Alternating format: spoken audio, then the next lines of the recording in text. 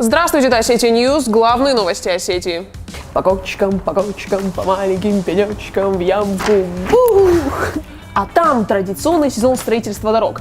Только во Владикавказе обещают отремонтировать 30 улиц. Мы будем в это верить? Что с вами? Я его ждала. А он меня бросил. 3-й год подряд его жду. Он должен был приехать, но не в этом году. Любители классики, не переживайте. Он улетел, Но обещал вернуться. Продолжительное апрельское похолодание отразилось на гнездовом периоде птиц.